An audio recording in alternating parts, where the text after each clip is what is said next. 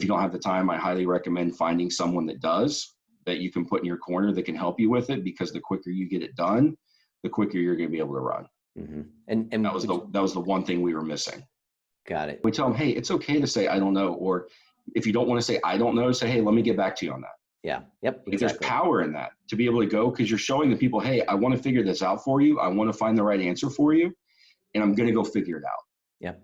And as long as you figure it out and come back timely, then, they don't even remember that you didn't know. They're like, okay, cool. This is someone I want to do business with. That's going to have my best interest in mind to get me the right answer, not just the answer that they think I need to hear.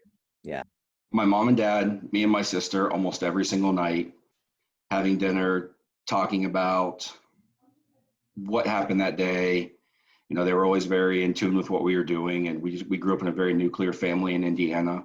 Mm-hmm. So very traditional values, dinner every single night, Monday through Sunday at the dinner table. Everyone was there, no excuses. So that's how it was, just growing up in Indiana, traditional values, and just Excellent. talking. Excellent. And yeah.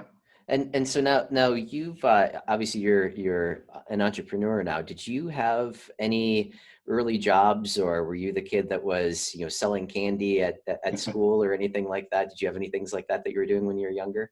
So me and my sister started off. So actually, really, it's my parents that when we were growing up, they had several small businesses in our small town. We grew up in Metamora, Indiana. They had like 8 or 9 different shops and bed and breakfast and things like that. So it was all hands on deck every weekend. We were working in the stores, always helping out our folks or whatever. They were holding down 40-hour-a-week jobs as well. So again, no excuses. Like, we had to help. And so from an early age, I knew I wanted to be an entrepreneur, watching them grow and succeed. And, early on, my sister and I think it was like 6 or maybe 7 or 8 years old, we started a lemonade stand, and it just kind of grew from there. I was that kid selling candy on the bus at school, because my parents had those stores. We were always going to Sam's Club, and I go buy candy in bulk and resell it, at a premium, because no one else could be able to get candy on the bus or at school. Yeah. That turned into selling yo-yos, selling video games, things like that. So, and it's constantly progressed and grown from there. What was a hot seller back then for you? Probably Jawbreakers, whatever those fire bombs were. I think those were the biggest suckers, things like that. Yeah, something that would last a minute. Yep. That's get awesome. More bang for their buck. Yep. That's great. So what types of stores, like what were all the stores that your parents owned? Like, what types of businesses were they involved in? So we started in 1991. We had a gift store. Actually, it started off as an antique store with my mom and my grandpa. And then that grew into, my mom had baked goods and gift shop type things, like cappuccino. She found cappuccino right when it first kind of took off, and kind of grew. Actually, I was just telling somebody the story the other day, like my parents had Beanie Babies in their store. So that was, you remember those back in the 90s, those were a huge hit. Yeah. And I remember going to the flea market with my dad every single Saturday and hustling Beanie Babies. And so we also had a framed picture store and sign store. We had an Afghan store, a cafe, a bakery, a bed and breakfast, getaway, like a weekend cottage, and trying to think if there's anything else. And that was all just kind of, that was between my mom, dad, and my family. Everyone was kind of involved and had some kind of hand in one of those stores in some way or another. That's cool. Which store was your favorite? None of them. Yeah. Never wanted to go and work. As an 8 and 9-year-old, I don't want to be working on the weekends. I want to be hanging out with my friends and doing that kind of stuff. But honestly, probably the first one we started, because it was like literally right next to us. Like, there was a sidewalk that went right from our front door to that front door. And that's probably the place I spent the most in, was the gift shop. And I ran that on the weekends when my parents, wanted to get away for a few hours, or, whenever they went on buying trips and things like that. Like, I'd run a store, my sister would run a store, and, we just kind of figured it out from there. No, that's great. That's great. What, so were you involved in any of the decisions, what was going to be sold, or what industries you were going to get into, or is it kind of just all on your parents that, Yeah, absolutely not. Yeah. All the decision-making went to them. So that was the biggest thing. My mom was a fantastic buyer, and she knew what was going to be hot and what was up and coming. And she'd go to all these trade shows, and she'd come back with the hottest sellers for the season. So, I had no place in that conversation whatsoever. Yeah. Yeah. That's great. That's great. Understandably so, now that I own my own company. I don't think I'd let my 9-year-old make decisions for me right now either. Exactly. Exactly. So, so did you graduated high school? Did you do any college or anything like that? Or did you jump right into your own business? Yeah, I graduated high school in '04. I went to Miami of Ohio Okay. and went there for 4 years, graduated in '08. Like I said, right when the Great Recession hit. Hmm. I jobs were pretty scarce. I didn't find anything that, I felt like I should be, especially having a 4-year college degree from a prestigious university. Hmm. I had to check my ego Hmm. and pretty much take a job. I started working at Staples, and just that's where I got my selling down. And I started, interacting with customers and selling electronics and things like that to them.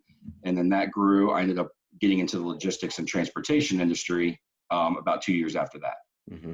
And that obviously kind of gave you a foundation for what you eventually went into. Can you talk about some of the takeaways that you realized from some of the experience that you gained at the freight companies? Absolutely. So I worked for an asset-based trucking company, and And what does it that was, it mean was exactly? An asset so we owned our own trucks, we had our own drivers, we had a fleet of about 350 at one bank? point at our height, and I was doing customer service and dispatching and sales with them. Just Hmm. trying to make sure our trucks stay covered and they're always loaded so we can be as profitable as possible. Hmm. And I learned so much from that job in the 2.5 years I was there, just about how to be profitable within the trucking industry and how to really, take care of drivers and just kind of grow from there. But also, I learned a lot what not to do and how to treat employees.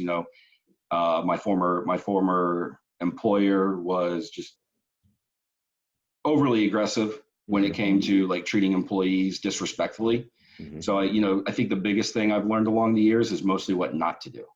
Yep. And that can be an invaluable lesson all on its own right there.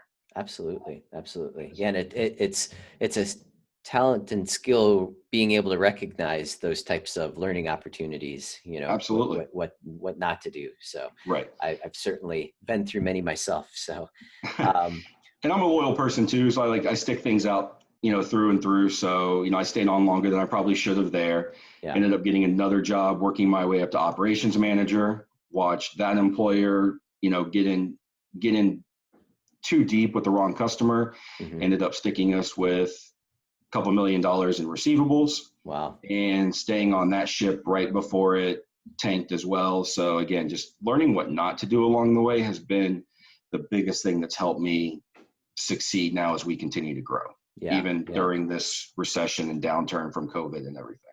Absolutely. And Yes, then sir. you created a produce exchange as well. How did that? What was that?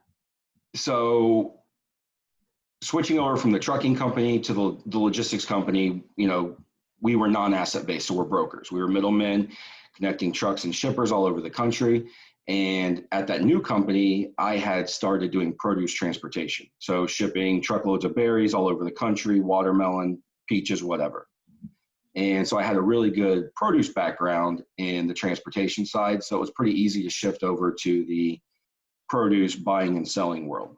Hmm. And what we had originally done and what we had set out to do, just like every entrepreneur, you have your plan A.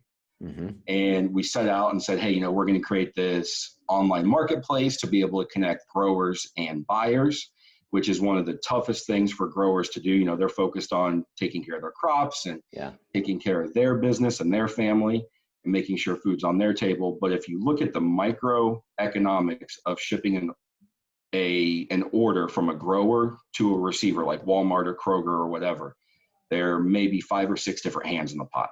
Hmm. Everyone's getting their cut along the way. And the one that gets hit the most is the farmer at the end of the day. Hmm. So we tried creating a platform for them to be able to post up their loads and be able to connect directly with buyers and sellers. However, they were very reluctant to even start or trust. Just the trust in that industry is very little. So we didn't gain very much traction. And after about 8 or 9 months, we had to completely pivot. So we started, we got away from that platform and we just started buying and selling truckloads of produce under that same name, Produce Exchange. Got it. Why do you think there's so little trust? I mean, you would think that if someone's coming essentially with, people wanting to buy the product, you would think that that Right. would be a good thing for them. Why do you think that there's so little trust in that?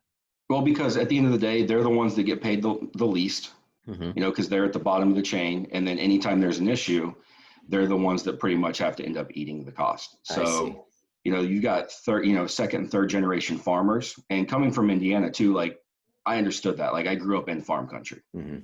And so understanding, how they work and operate definitely helped in that situation. But, at the same time, when you're a startup company, you've only got so much runway. You've got to make decisions to bust as, work as quickly as possible to get to your goal. And if it's not there, you got to pivot. Yep. Yep. Yeah. Makes Yep. sense. Makes So sense. I think a lot of it just came down to money and just, second and third generation farmers, not having that trust along the way. And, a couple of guys with a technology platform saying, hey, we're going to be able to do all this and this, which we very well could have, Hmm. but just having that opportunity just wasn't there. Yeah. Yeah. Now, did you guys create the platform yourself, or did you have it made, or? We did. Well, we conceptualized it, Uh-huh. and then we hired a web developer to go in and build it all out. That way we could be able to post and just work through all the options. There's a couple hundred different produce options out there. Like if you look at all that, we had to have back-end developers be able to come up with that entire list and Yeah. be able to put it into a pretty nice looking platform. Yep. Yep. No, Yep. that's excellent. Excellent. Yeah. So that kind of leads us up to where you are today with USL car shipping. Can you Yes. talk a little bit about what you saw in the market, why you chose to get into shipping cars specifically? Sure. So my business partner and I met back at our old company and always stayed in touch. We were good friends. He had left a couple years before.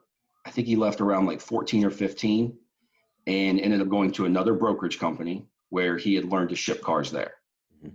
So we decided to go with the produce exchange thing. It didn't work out. And we had all this logistics experience. Plus, we were buying and selling produce and we were hiring the trucks, transport it all. And, he was making decent money. It was a nice little monthly bonus shipping the cars. I'm Mhm. like, hey, I want a nice little monthly bonus too. So let's ship cars. And then we realized how good we were at it because of our logistics experience. He and I have a combined 21 years experience now in that industry. So that's something that the market has missed is people that are, especially the car shipping side. So we're as far as the produce side, we're used to getting calls at midnight, 3 a.m. dealing with California shippers, because when they're 3 hours behind, you better be up and answering your phones. Yeah. Yeah.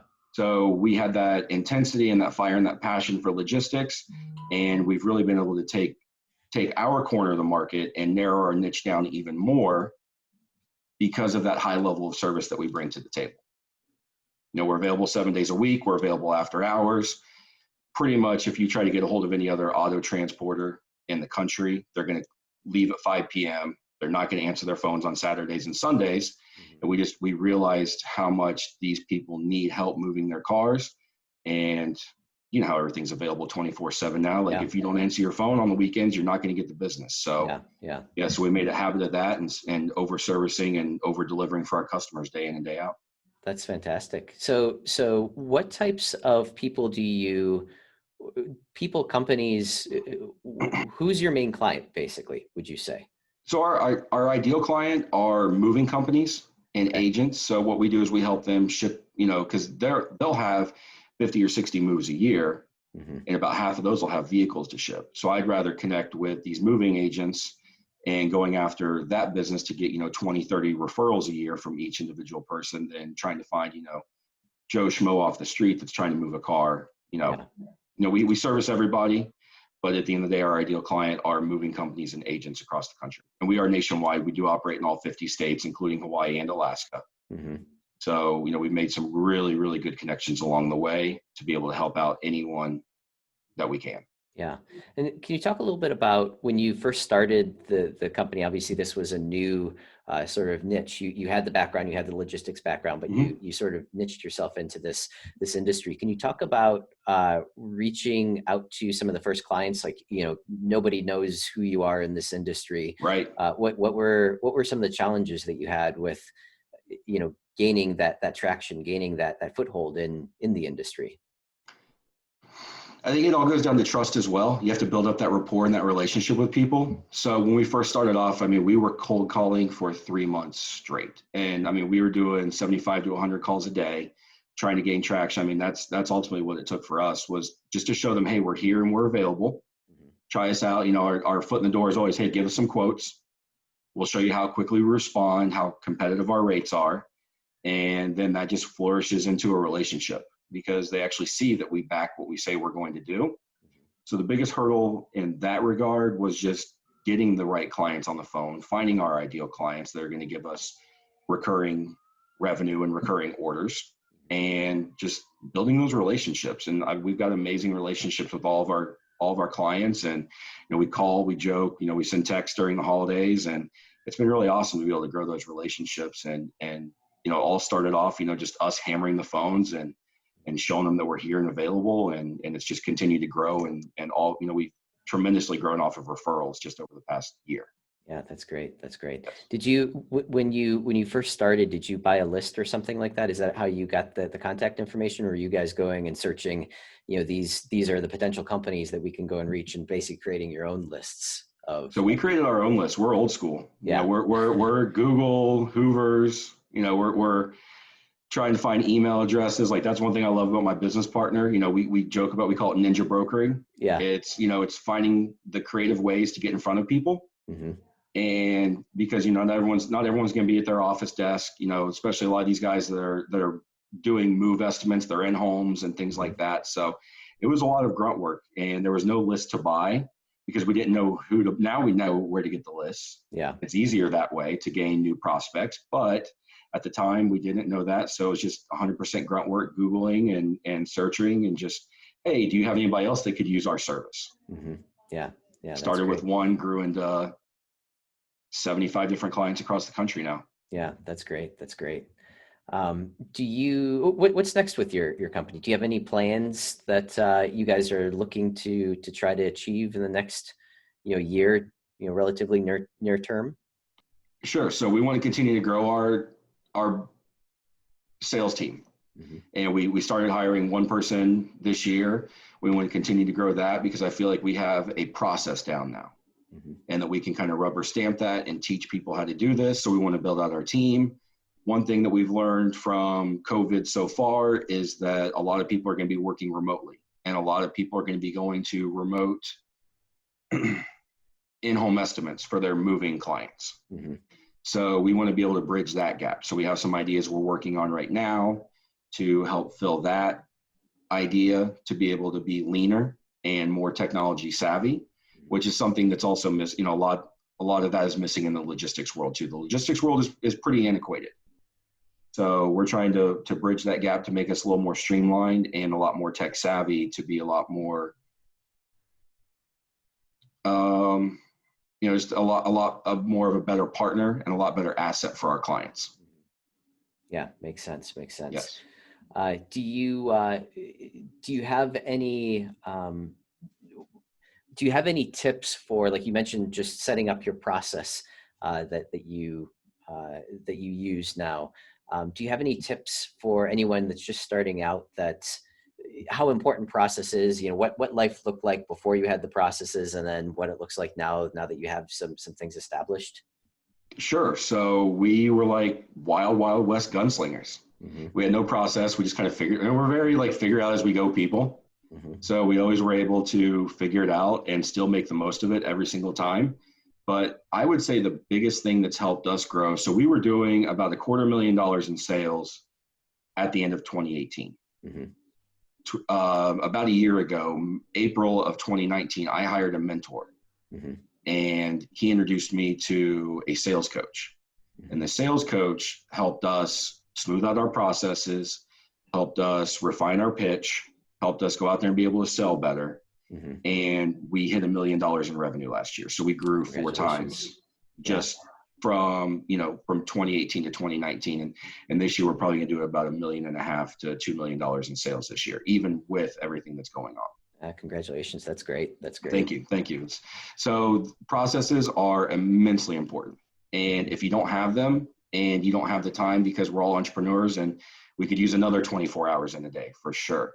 If you don't have the time, I highly recommend finding someone that does, that you can put in your corner that can help you with it, because the quicker you get it done, the quicker you're going to be able to run. And That was the one thing we were missing. got it. And how did you find your mentor? Was this someone who you read a book of, or is this someone that was suggested to you? Someone on Instagram, and I guess his algorithm was probably pretty good because it found me. So it's one of those things too. It wasn't just some guy on Instagram doing like, "Hey, I can make you $1 million in 22 hours." You know how it is. Yep.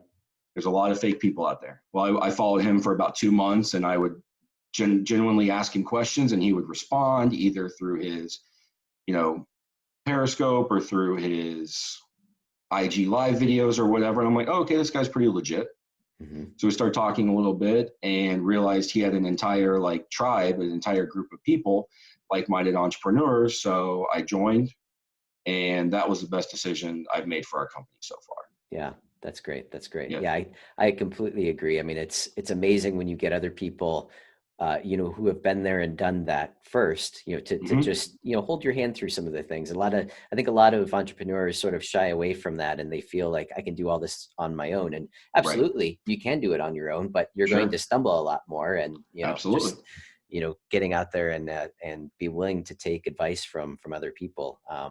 It's some of the best things that I've ever done for myself as well. So yeah, no, keeping that ego in check has been huge. Exactly. Because we don't have all the answers. Yeah. Yep. And it's okay. That's one thing I tell people when we hire them and bring them on. We have an appointment setter, we've got an assistant, we've got a salesperson. And we tell them, hey, it's okay to say, I don't know. Or if you don't want to say, I don't know, say, hey, let me get back to you on that. Yeah. Yep. Exactly. There's power in that to be able to go, because you're showing the people, hey, I want to figure this out for you. I want to find the right answer for you, and I'm going to go figure it out. Yep. And as long as you figure it out and come back timely, then, they don't even remember that you didn't know. They're like, okay, cool. This is someone I want to do business with. That's going to have my best interest in mind to get me the right answer, not just the answer that they think I need to hear. Yeah, absolutely. Couldn't agree more.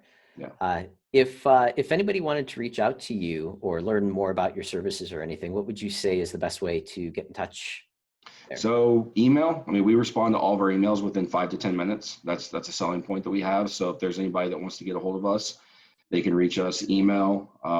If you need. What is your email address? Just it's Matt, MATT at USLfreight.com. Excellent. Very cool.